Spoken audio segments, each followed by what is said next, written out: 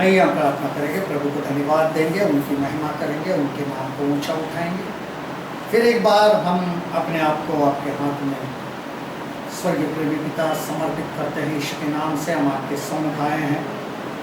इस वक्त हम सब मिलकर आपको धन्यवाद करते हैं।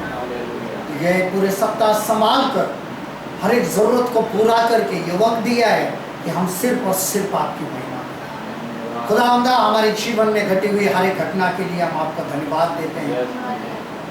खुदावंदा, जो भी हुआ है आपकी महिमा के लिए, और आपने उसमें हमें संभाल कर रखा है और ये जिंदगी दी, ये धन्यवाद देते हैं। इसके लिए हम आपके सम्मुख आने के पूर्व हमारे अपराधों को कबूल करते हैं और चाहते हैं कि हमें क्षमा कर दीजिए और होने दीजिए आपके नाम का जय। खुदावंदा, हर एक रुकावट, हर एक बंधन, हर एक शैतान की ताकतें, जो भी शैतान ने हमारे विरोध में जो भी रचनाएं की है, उसको हम नासरी यीशु के लहू से जलाकर राख कर देते हैं, ताकि खुदावंदा हम सिर्फ और सिर्फ हर समय आपकी महिमा में बने रहें। प्रभु जी, हम सिर्फ आपकी ही महिमा करते रहें और आपके ही नाम को हमारी जिंदगी से रोशन करते रहें। ऐसा प्रभु जी, जो यहाँ पर उपस्थित है, हर एक को छू लीजिए।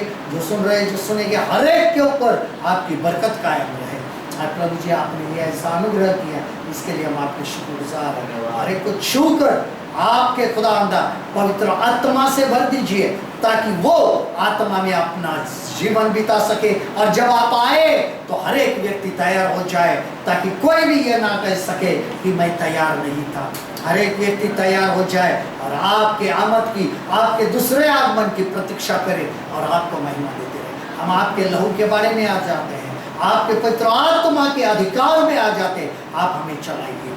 आगे का समय आपके हाथ में समर्पित करते हम से बातें कीजिए। ये प्रार्थना हमारे जिंदा खुदावंदा यीशु के नाम से की और आपने सुन भी खुदा पाक इसके लिए आमीन। प्रभु की महिमा हो।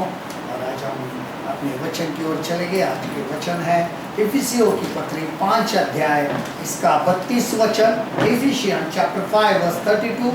और दूसरा है पहला कुरिन्थियों 15 अध्याय का 51 वचन, 1 Corinthians चैप्टर 15 एंड वर्स 51। पहला हम पढ़ेंगे इफिसियों की पत्री 5 अध्याय का 32 पद हम देखते हैं। इफिसियों की पत्री 5 अध्याय का 32 पद, इफिशियन चैप्टर 5 वर्स 32।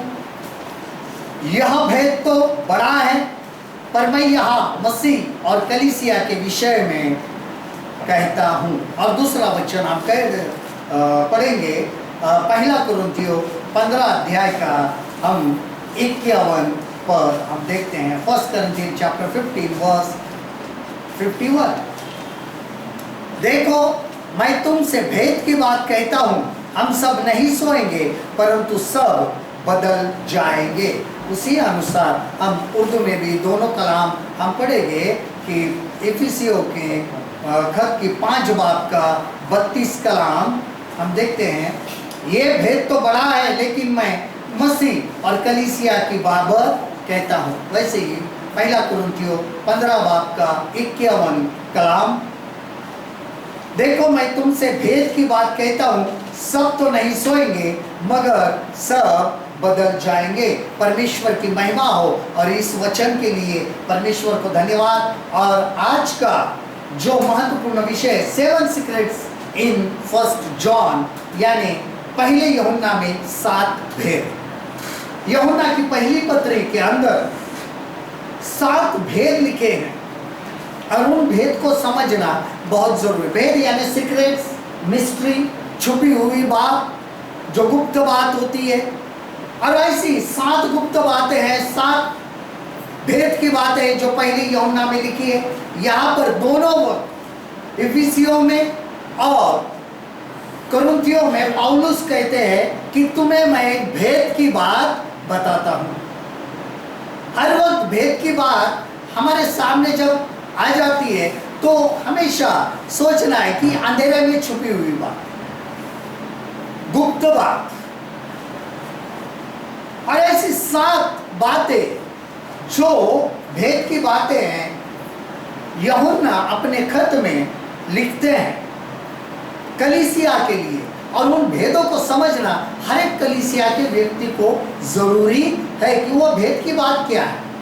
सबसे पहली भेद की बात जो है वो है, हम निकालेंगे इस वक्त यूहन्ना के पहली खत के अंदर जाएंगे और उसी के अंदर हम देखेंगे पहला जो यूहन्ना का खत है, सभी उसके अंदर भेद की बातें छुपी हुई हैं। सबसे पहला जो भेद है, the word of God is the secret of power, परमेश्वर का वचन सामर्थ्य का भेद है। देखिए पहला यूहन्ना 2:14 पद क्या कहता है। पहला यूहन्ना 2 अध्याय का 14 पद, 1 जॉन चैप्टर 2 वर्स 14, हे पितरों, मैंने तुम्हें इसलिए लिखा कि जो आदि में से है तुम उसे जान गए हो। हे जवानों, मैंने तुम्हें इसलिए लिखा कि तुम बलवंत हो और परमेश्वर का वचन तुम में बना रहता है और तुमने उस दुष्ट पर जय पाई है। हम उर्दू में भी पढ़ते हैं उसको। 14 पद, है बुजुर्गों, मैंने तुम्हें इसलिए लिखा है कि जो इब्तिदा से है उसको तुम जान गए हो। ऐ जवानों, मैं तुमसे इसलिए लिखा है कि तुम मजबूत हो और खुदा का कलाम तुम में कायम रहता है और तुम उस शरीर पर गालिब आ गए हो। अब दोनों के लिए है, एक बुजुर्ग है जो पूर्वज है उनके लिए और जो जवान है उनके लिए, दोनों के लिए यहाँ पर जो भेद की बात है यूहन्ना लिख रहे हैं कि अगर तुम उस कलाम को जानते हो, अगर तुम उस वचन को जानते हो, अगर तुम उस वचन को पढ़ते हो और वचन के अंदर बने रहते हो तो तुम्हारे अंदर ताकत है, तुम्हारे अंदर सामर्थ्य। कलीसिया और कलीसिया के जो लोग हैं, उनके जो बुजुर्ग हो या जवान हो, अगर तुम्हें सामर्थ्य चाहिए तो हमें रोजाना हो सके उतना परमेश्वर का वचन पढ़ना है। हमने चलो 2 वचन पढ़ लिए, 2 लाइनें पढ़ लिए, 2 अध्याय पढ़ लिए, उससे कुछ नहीं होता है। जब कोई भी व्यक्ति सामर्थ्य के लिए जब हम देखते हैं कि आजकल जो जवान लोग हैं मेहनत से, कसरत से बॉडी बनाते हैं, जिम वगैरह में जाते हैं, लेकिन क्या उनकी आत्मा में इतनी सामर्थ्य है? शरीर में जो कमा रहे हैं उतनी सामर्थ्य है? नहीं है। जो आत्मा में है, नहीं है। अगर शरीर और आत्मा इन दोनों के अंदर अगर सामर्थ्य चाहिए तो हमें परमेश्वर के वचन को बार बार हो सके उतना पढ़ना पड़ेगा। जब कोई भी जिम में जाता है, कसरत खाने में जाता है तो टाइम रहता है, नहीं मैं इतना घंटा कसरत करूंगा, उतना घंटा करूंगा, और वो वक्त के अनुसार बहुत पाबंद होते हैं वो लोग। बराबर जाएंगे, 2 घंटा करेंगे सुबह या शाम, पक्का करेंगे, नहीं ये नहीं होना चाहिए।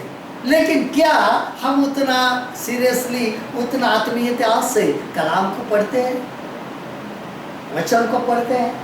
क्या हमारे अंदर वो मजबूती आ चुकी है? देखिए कितनी भी कसरत करे, आगे जो बात लिखी 14 में जो आखिर में लिखा है, और तुमने उस दुष्ट पर जय पाई है, यानी शैतान पर। तुम कितनी भी शारीरिक कसरत करो, शैतान का सामना नहीं कर सकते। बड़े बड़े फिर कितने भी पहलवान रहने दो, एक बार उनके अंदर शैतान घुस गया तो मुमकिन नहीं है वो वहां से निकलेगा। कोई भी पहलवान, एक पहलवान दूसरे पहलवान के अंदर से अशुद्ध आत्मा नहीं निकल सकता है।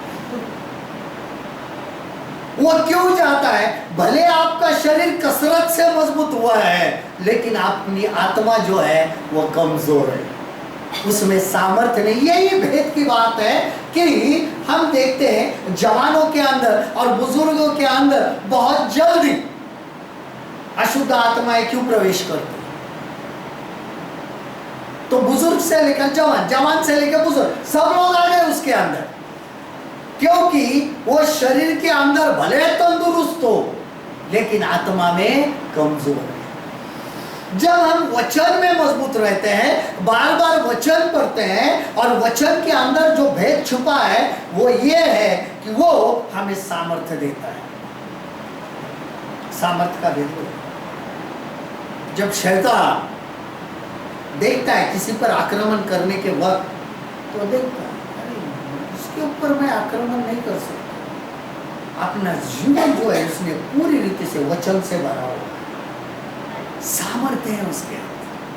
पवित्र आत्मा उस वचन को हमारे अंदर क्या करता है? कार्यान्वित करता है। Holi spirit is a creator of word of God, कि पवित्र आत्मा जो है परमेश्वर के वचन को निर्माण करने वाले हैं। आदि में परमेश्वर ने सृष्टि की रचना जब की अपने शब्दों के द्वारा किया, और जब खुदा ने जब शब्दों का इस्तेमाल किया, उसी शब्द को लेकर पाके रूह ने उस शब्द को बना डाला।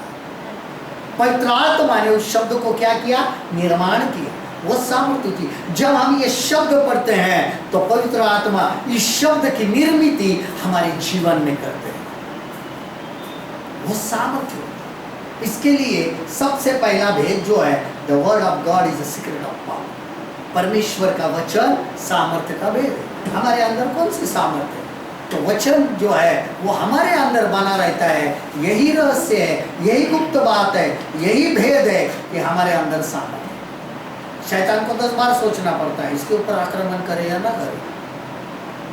10 बार सोचे।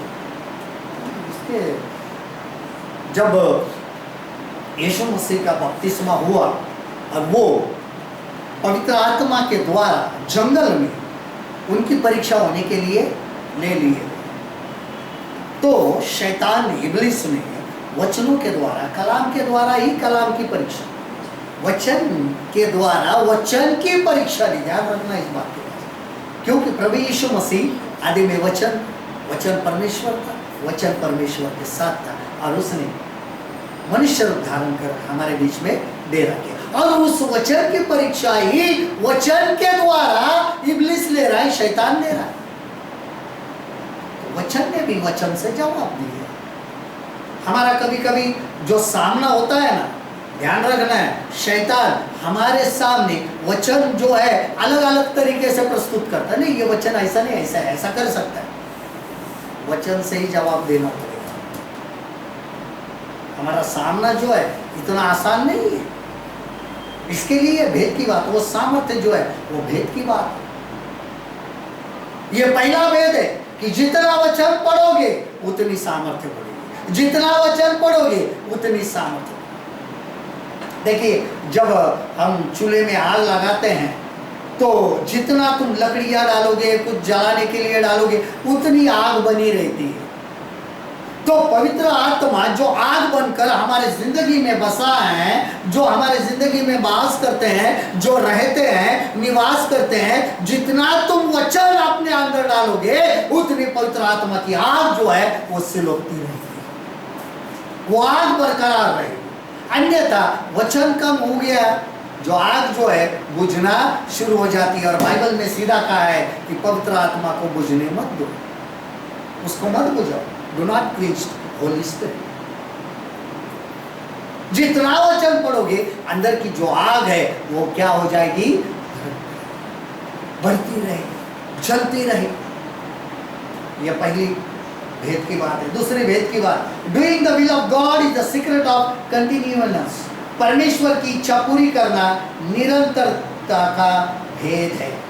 हमें परमेश्वर में अगर बने रहना है कंटिन्यूअसली, तो भेद की बात क्या है? परमेश्वर के इच्छा के अनुसार चलना। देखिए, पहला यूहन्ना 2:17, 1 जॉन 2:17। पहली यूहन्ना की पत्री 2 बाब का 17 कलाम, संसार और उसकी अभिलाषा है दोनों मिटते जाते हैं, पर जो परमेश्वर की इच्छा पर चलता है वह सर्वदा बना रहेगा। उर्दू में पढ़ते हैं, पहला यूहन्ना 2 बाब का 17 कलाम, दुनिया और उसकी ख्वाहिश दोनों मिटती जाती है, लेकिन जो खुदा की मर्जी पर चलता है वो अब तक कायम रहेगा, हमेशा तक कायम रहेगा। हमारे जीवन में बहुत महत्वपूर्ण बात यहाँ पर सर्वदा बना रहे। क्यों है? जो पर अगर हम हनोक के पास देखते हैं, इसके पास हनोक वॉक विद गॉड, हनोक परमेश्वर के साथ चला, फिर परमेश्वर ने उसको उठा लिया। याद रखना है, हनोक मरा नहीं, हनोक मरा नहीं। हनोक क्या हुआ? परमेश्वर के साथ उठा लिया गया, परमेश्वर ने उसको उठा लिया गया, ले लिया।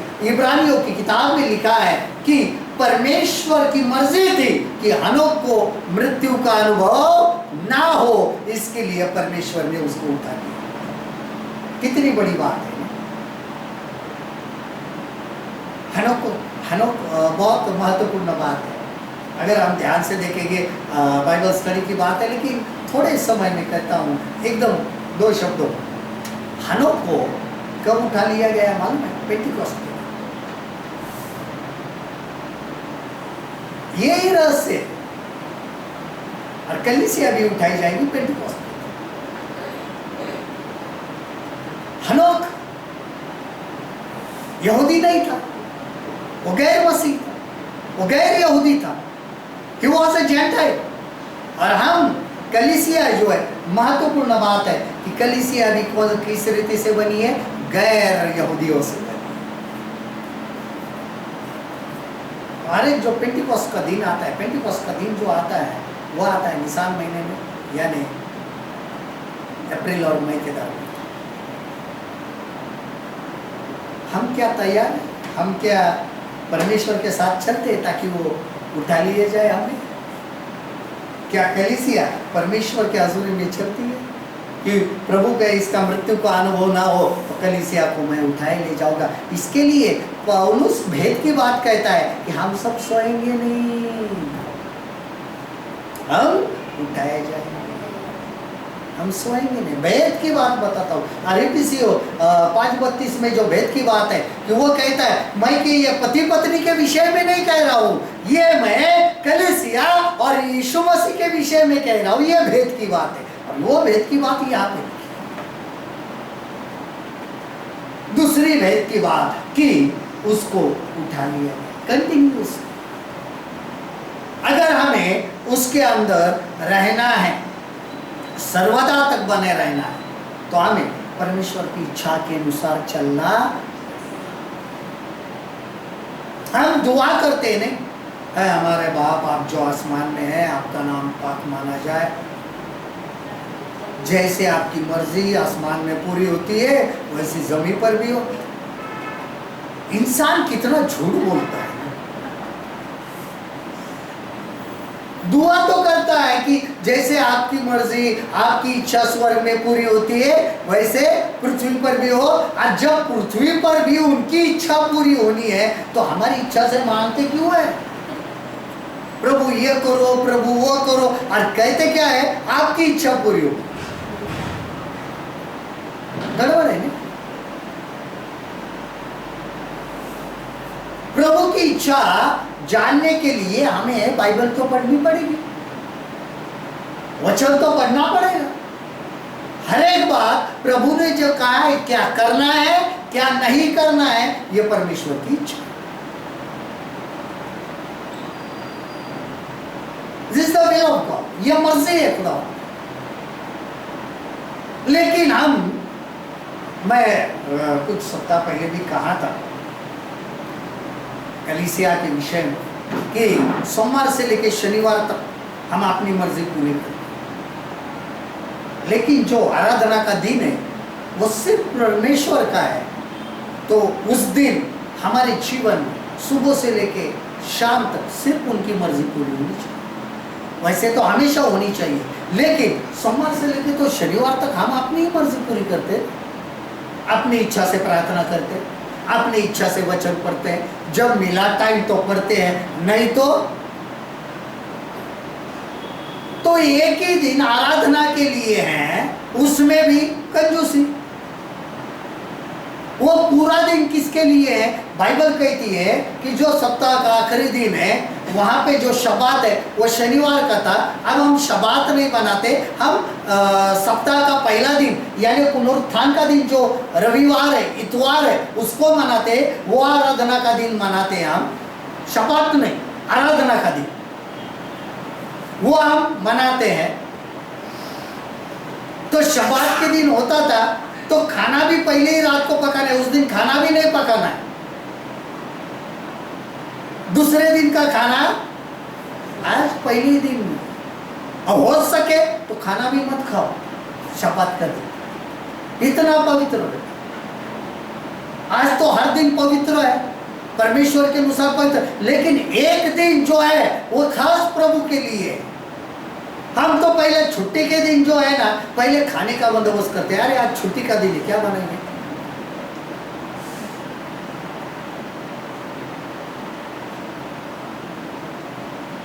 इसका अर्थ है उस दिन भी हमारी मर्जी पूरी, हमारी इच्छा का खाना खाएंगे, हम हमारी इच्छा के अनुसार हम काम करेंगे। इसके लिए होता क्या है कि हम प्रभु के साथ संगति में चल नहीं सकते, सर्वदा तक बने नहीं रह सकते, क्योंकि हम अपनी इच्छा को क्या करते? पूरी करते। परमेश्वर के साथ चलने का अर्थ जो होता है कि उनकी इच्छा को मानना। उसके बाद number 3, being born of God is the secret of holiness। परमेश्वर से उत्पन्न होना पवित्रता का भेद है। देखिए पहला यूहन्ना 3 अध्याय का 9 पद, 1 John chapter 3 verse 9, यूहन्ना का पहला खत 3 बाब का 9 कलाम, जो कोई परमेश्वर से जन्मा है वह पाप नहीं करता, क्योंकि उसका बीज उसमें बना रहता है, और वह पाप कर ही नहीं सकता, क्योंकि परमेश्वर से जन्मा है। यानी पवित्र। जब मनुष्य स्त्री और पुरुष से जन्म लेता है वो पापी कहलाता है। उसका जन्म ही किस चीज से? पाप से है, क्योंकि बाइबल कहती है पाप वासना ने, वासना गर्भवती हुई और पाप को जन्म दिया। अब पाप में जन्म है, लेकिन जब हम नए जन्म में आ जाते हैं, मसीह को उद्धारकर्ता ग्रहण करके हमारा नया जन्म होता है वचन के द्वारा, और यीशु मसीह को उद्धारकर्ता ग्रहण करने के द्वारा, नजात हिंद कबूल करने के द्वारा जब हम फिर से जन्म लेते हैं, आत्मिक रीति से जन्म लेते हैं, तो वो परमेश्वर से जन्मा हुआ है, वो फिर से पाप नहीं करता। This is the secret of holiness. पवित्रता का भेद है नया जन्म का। सिर्फ नया जन्म, नया जन्म, नया जन्म नहीं, नए जन्म के बारे में सोचो। इसका अर्थ क्या है? तो इसका अर्थ होता है हम पवित्र हो चुके हैं, तो हमें उसके अंदर बने रहना है। पवित्रता, इसके लिए क्या कहा है? परमेश्वर कहते हैं कि जैसे मैं पवित्र हूं वैसे तुम भी पवित्र बने रहो, जैसे मैं पवित्र हूं। यानी परमेश्वर हमारी दृष्टि से जो हमारी पवित्रता है ना, वो पवित्रता नहीं जांचेंगे, नापेंगे, अपनी पवित्रता से मिलाकर देखेंगे क्या ये मेरे पवित्रता के लायक है या नहीं। तो सोचो, हमारा उठना, हमारा बैठना, हमारा बोलना, हमारा देखना, हमारा सोचना कितना पवित्र होना चाहिए। हालांकि हम कभी कभी इन चीजों के पास ध्यान नहीं देते। क्या कहते? कुछ नहीं, क्षमा मांग लेंगे, ये आसान मिला है ना। लेकिन बाइबल क्या कहती है? जो पाप के लिए मर गया वो एक ही बार मर गया, उसके बाद में नहीं। पौलुस कहते हैं कि क्या अनुग्रह बढ़ने के लिए तुम पाप ही करोगे? नहीं, जो पाप के लिए मर गया वो एक ही बार मर गया।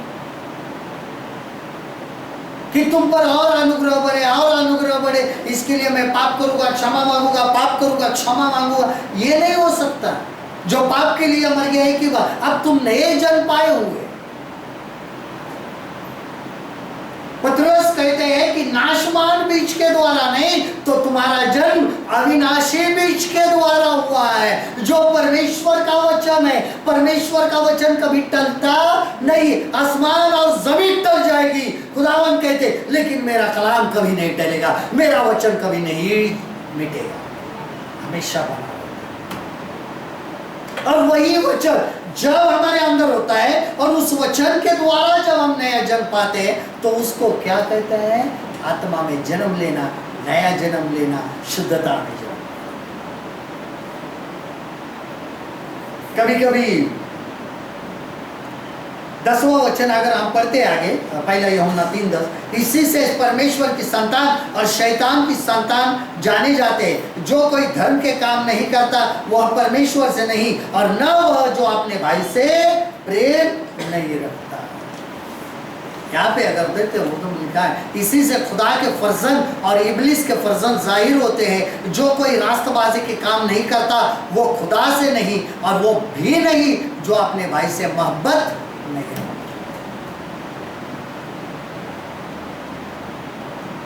आज्ञा तोड़कर, आज्ञा में बने रहने से, आज्ञा तोड़ने वाला मसीह का नहीं हो सकता है। वो तो इब्लिस का ही होगा, वो तो शैतान का ही होगा। और यही बात कभी कभी बहुत गलत व्याख्या की जाती है कि इसके लिए बता रहा हूं मैं यहाँ पे कि पवित्रता का भेद। जब आदम को बनाया, पवित्र बनाया, शुद्ध बनाया, हवा को भी पवित्र बनाया, शुद्ध बनाया, लेकिन उन्होंने फल खाकर क्या किया? परमेश्वर के द्वारा अपने आप को दूर कर दिया परमेश्वर से, परमेश्वर के विरुद्ध में पाप किया। फल में कुछ नहीं था, लेकिन फल तोड़कर खाना यह सब कुछ था कि कहा था ये खाना नहीं है, फिर भी खाया, यही पाप, अवज्ञा करना। वहां पे जो घटना घटी तो बहुत सारे लोग यहाँ पे लिखा है कि यहूदा के पत्र में कि काइन जो है वो दुष्ट का है, वो शैतान से जन्म, शैतान का है। इसका अर्थ लोगों ने क्या लगा लिया मालूम है कि हवा ने शैतान के साथ, सांप के साथ वे विचार किया और उसके द्वारा काइन पैदा हुआ। पाप उनके अंदर तो आ चुका था फल तोड़ने के द्वारा।